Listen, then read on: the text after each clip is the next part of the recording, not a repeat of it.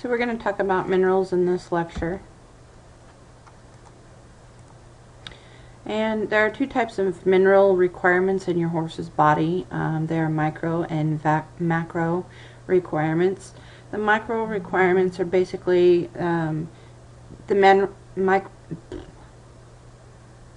minerals that are required in very small bits would be parts per million, parts per billion. Those would be like your selenium, your fluorine, those types of minerals that are not needed in large doses. Now your macro minerals are different in that those are going to be required in grams in the diet, and that would be like your calcium, your phosphorus, your potassium, those types of minerals that are needed in larger quantities for bone growth or for electrolyte balance, those types of things. Now your horse's body is made up of about 4% minerals. So if you have a 1,000-pound horse, you've got about 4 pounds of minerals, or 40 pounds of minerals making up his body. So 40 pounds of minerals in a 1,000-pound horse, that's quite a bit. Okay, so we want to make sure that we do get our mineral requirements correct. Now of those 4% of your body weight in minerals, calcium and phosphorus make up 70% of that mineral requirement. They are very important. Calcium is one of the most important minerals in the body. Okay, calcium is needed for blood coagulation, cell membrane function, muscle contraction, glandular secretion, the regulation of enzymes, nerve conduction, the growth and development of bone, and temperature regulation in the body. So those are all the functions of calcium, so it's no wonder that we need a large amount of calcium in the body.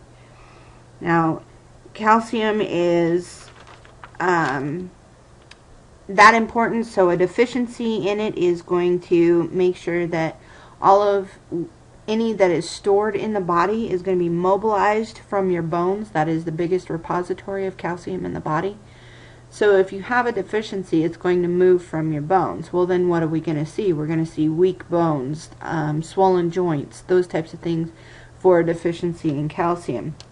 Calcium is regulated through the kidneys as well as the bone in the intestines. So if at any time the body thinks that there is a deficiency, then the kidneys are going to go into overdrive. The bones are going to be, they're going to mobilize calcium from the bones, weakening those, and then the intestines are going to uptake more of the calcium because it needs it in the blood. If you have an excess of calcium, all of this excess is going to be deposited in the bones. So you could end up with really heavy bones if you're feeding way too much of the calcium. So you want to kind of keep it in balance. Now, calcium in the bones works with vitamin D, and so if your horse has a deficiency of vitamin D, whether or not he has enough calcium to lay down in the bones is not going to be the question. It's going to be that he doesn't have enough vitamin D to allow that calcium to lay down in the bones. And this also goes for the teeth. Now, an excess of calcium in the blood also causes something called calcitonin to be released. Calcitonin is a hormone that is in the thyroid, and it is responsible for sending calcium to different parts of the body. So if calcitonin is too high, then it will inhibit the conversion of cartilage to bone. And this is mostly in your young horses where their growth plates are mostly cartilage. They have to turn to bone due to through the process of ossification. And if you have too much calcium in the blood, then calcitonin will inhibit that process, making those bones weaker. Phosphorus is the next most important mineral, and the functions of phosphorus are that it is a buffer. It can change the pH of acids. It's used for energy metabolism, specifically ADP production, which is an energy source. Okay, it makes the membranes. It is a part of the making of the membranes around each cell. Each cell in your body has a layer called a phospholipid layer, and the phospho part of it is the phosphorus. Okay, so the integrity of your cell membrane is affected by phosphorus. And then it is also used in the growth and structural development of bone. Okay, so if you have a deficiency in phosphorus, you're going to have weak bones. Okay, you're going to have enlarged growth plates because it's not getting the bone part in there. You can have any kind of a lameness that would be associated with this. And an excess of phosphorus is dangerous in that phosphorus will tie up calcium. So what that means is if you have too much phosphorus in the body, your bones are trying to uptake the calcium, but your phosphorus is going to beat it there. So then you don't have enough calcium, and then you're going to go back to having weak bones because you don't have enough of the right thing. Now there is a specific ratio that is set for calcium to phosphorus, and this is strictly followed in horse diets. The ideal ratio of calcium to phosphorus is 1.2 to 1, so 1.2 parts of calcium to 1 part phosphorus. At the very least you want 1 to 1, and at the absolute very most you want 6 to 1. Salt is very important. It is made up of 2 minerals, sodium and chloride, or chlorine, and it is one of the most important things in the body for keeping the body's water requirements or water pressure up inside of the body. Okay, it regulates body fluids, and therefore it's called an osmoregulator. Salt also stimulates salivation, and salivation is good for lubricating the food on its way down to the esophagus. Saliva is also a natural protectant in the stomach. So when we talked about the horse having acid inside of the stomach all of the time, saliva is a natural protectant so that acid does not cause ulcers in the stomach. Salt is also needed to maintain an acid-base balance in the body. It aids in neurotransmission, making the nerves work. It is needed for sweat, and it is also needed for lactation in mares. Now, a horse needs about 0.1% of their body weight in salt every day, and that's quite a large dose of salt. If you have a sodium requirement and you meet it, then your chlorine requirement is also going to be met. So when we talk about our deficiencies and excesses, we're just going to be talking about sodium. So with a sodium deficiency, you're going to see a decreased appetite, decreased growth, decreased production, decreased lactation, and you're going to have decreased sweating, which can lead to overheating or exercise intolerance. Now, if you have an excess of sodium, you can have what's called polydipsia, which means increased thirst. But this is going to, the increased thirst is not a bad thing, but it can lead to an increased periods of urination, which means that your horse is going to lose water from his body that way because he is peeing so often. See ascites, which is water in the abdomen. If you have an excess of sodium, they can colic, they can have diarrhea, they'll show some weakness. And if you get way over your sodium requirements, your horse can start to stagger, possibly collapse, and even die. We want to make sure that we keep our salt requirement best. Now, a horse is going to develop a taste for salt, and so if you leave it free choice for them to eat, then that's probably better than adding it to his diet every day. Iodine is a mineral that is found mostly in the thyroid, and the thyroid is an organ that's about 2 inches long and about 1 inch wide, and it's in the throat. And this organ makes hormones T3 and T4, which help regulate body metabolism. Alright, so iodine is needed in order to synthesize those hormones T3 and T4. The most concentrated places in the body, again, that you'll find iodine is the thyroid. You'll also find it in the placenta of the pregnant mare and in the mammary gland, because those foals need a lot of iodine as they are growing. Okay, so if you have a deficiency of iodine, you're probably going to see weaker dead foals. They'll have a weak suckle. They might be hypothermic.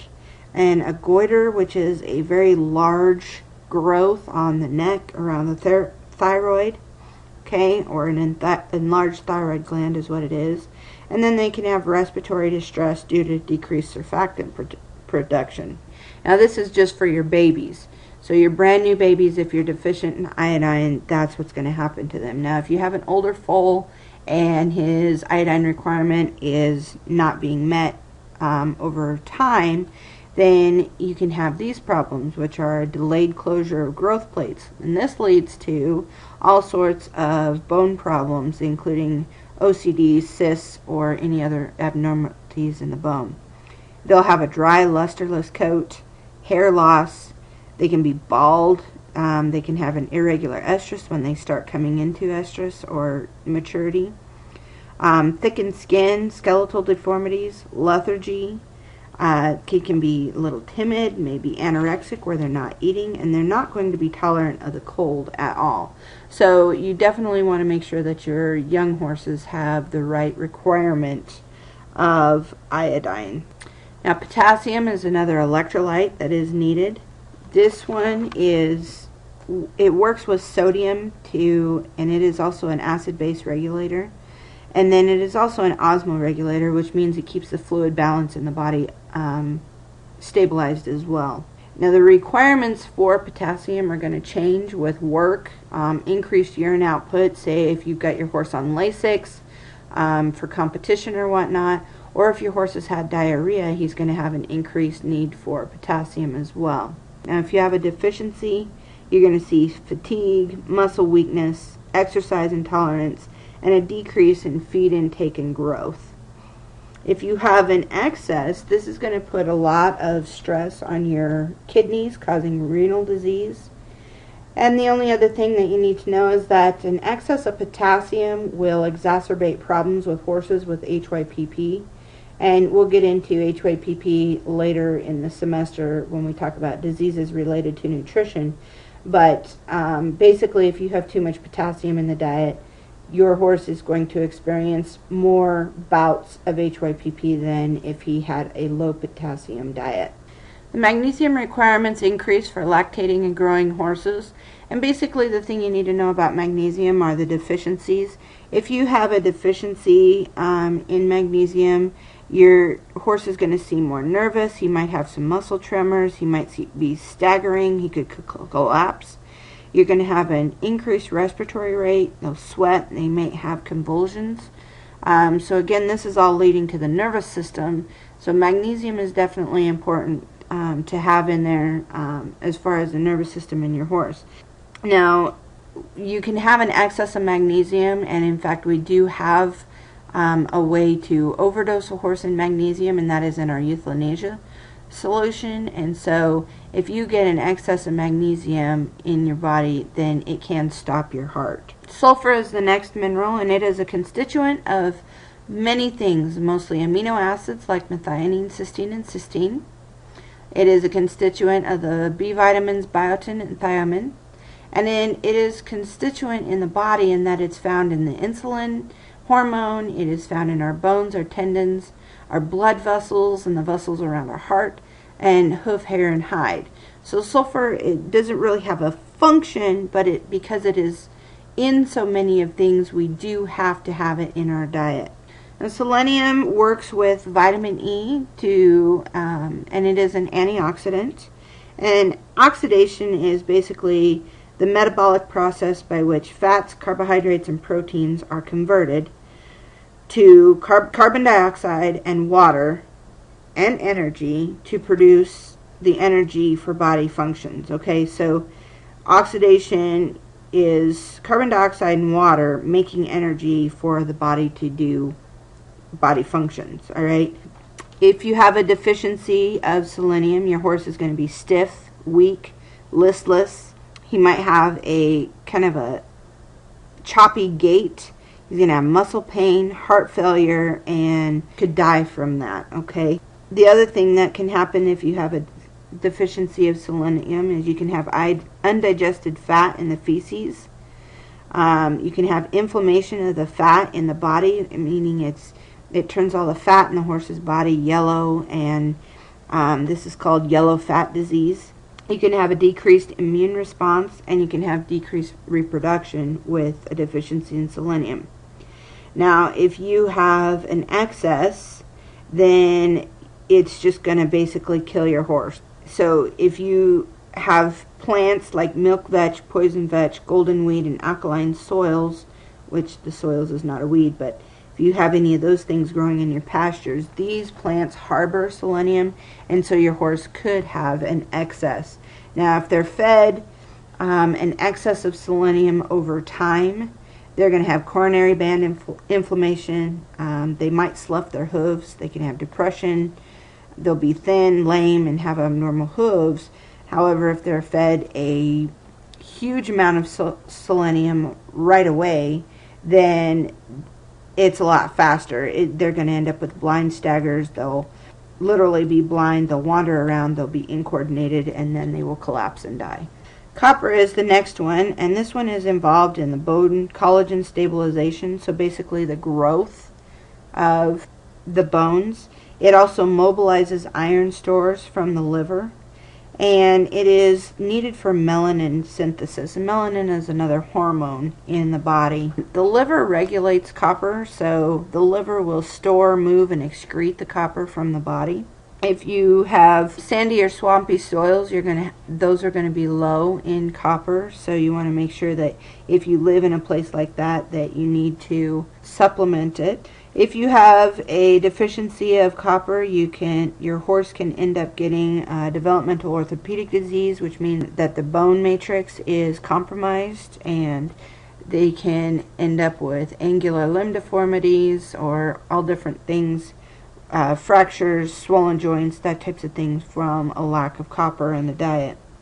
It will also decrease the bone density in your horses. Now, if you have an excess, it's not that big a deal because horses can tolerate a pretty high level of copper, but again, it can still be dangerous if you have too much. Alright, molybdenum. This one is kind of fun to say.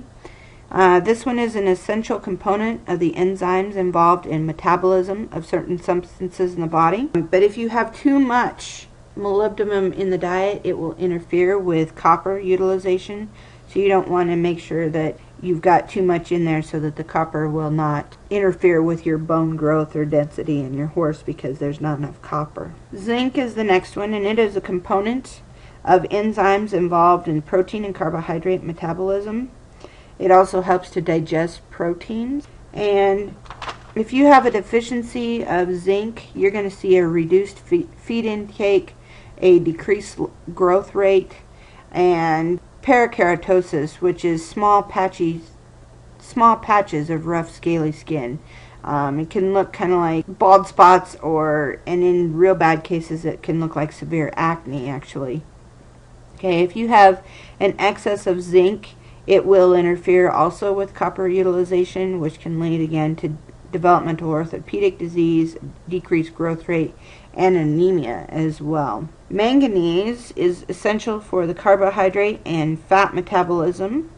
It is also needed for the synthesis of cartilage in young horses. It's needed for growth and reproduction. If you have a deficiency in manganese, reproduction will decrease, and you'll be having weak babies born. Iron is essential as a constituent in the molecules and enzymes involved in oxygen transport and use. So basically, hemoglobin is a part of the blood cell system that contains iron, and most of the iron in the body is found in hemoglobin. So about 60% of the iron requirement for the body is in hemoglobin, and this is what transports oxygen to the cell. Now, the other part of the iron requirement in the body is found in myoglobin, which is in the muscles. If you have a deficiency of iron, you're going to see decreased growth, and your milk will be very low in iron, leading to decreased growth in your babies. Anemia is what happens when you lose a lot of red blood cells and mostly iron. And a lot of pregnant women end up anemic because they need more iron to carry more oxygen to the fetus. So what happens is in horses, you're generally only ever anemic if you've had significant blood loss or if you have a bad case of lice or ticks. which are taking a lot of the blood out of your horse's system. So if you have a deficiency in iron, your horse is going to have exercise intolerance and your horse will be anemic. If you have an excess, you can see diarrhea, dehydration, icterus, which is all of the tissue turns yellow, especially like the sclera of the eye, and you can see coma and death from an excess of iron. Cobalt is only needed to synthesize vitamin B12, and so that's pretty much all we need to know about cobalt. Fluorine is incorporated into the teeth and bones as fluoroappatites. And what it does is it makes sure that the teeth have that crystalline structure that makes them nice and strong. However, if you have an excess of fluorine, it's called fluorosis. It will make sure that the teeth are not in good shape. So in a very young horse, you can see delayed eruption of the teeth. You can have mottled enamel, which means basically like a cavity in a horse. They can have yellowish brown, pitted or eroded looking teeth. In an older horse, they're going to have a rough hair coat, they're going to be slow to shed, they might be stiff or lame, and they're going to have a thick, roughened bone. Water is very important to the horse, and it needs to be clean and fresh every day, okay? It can't be stale, bug infested, or dirty, because then your horse is just not going to drink it. A horse needs about 0.5% of his body weight in water consumption every day. So a 1,000-pound horse will drink about 5 gallons daily. Now this is going to change based on whether or not he's working hard, if he's in heavy training, or if the weather is really hot or really humid or even really cold, he might decrease that. Okay, so free choice water is the best. And any kind of water source, like a water tank that's been cleaned frequently and filled with fresh water, a lake, a pond that isn't stale, a ditch, a river, a stream, any of those types of things are really good sources of water. Now, your water consumption in your horse will probably decline with the weather change, and this is usually to the colder weather. And most of this reason is because when the water starts getting really cold and the weather is cold, your horse doesn't want to drink it, because when that cold water hits his stomach, that will cool his body temperature. And if it's already cold outside, he doesn't want to cool down on the inside as well. It's really, really important to pay attention to how much your horse is drinking. If you have buckets in your stalls, you can easily do this. So you know that your horse should be drinking 5 gallons of water every day. However, for the last couple of days, he's only drank 2. Well, you need to keep a very good eye on your horse, because this could lead to colic since he doesn't have enough water in his GI tract. He could be dehydrated. If he's got a fever to go with it, he's probably pretty sick. Okay, so if you can pay attention to what your horse is drinking, then this will tell you a lot about your horse. Now, if you've got a horse that's in heavy training, his base is to drink 5 gallons a day, he's been drinking 8, then you can be sure that your horse is replacing what he's losing through sweat.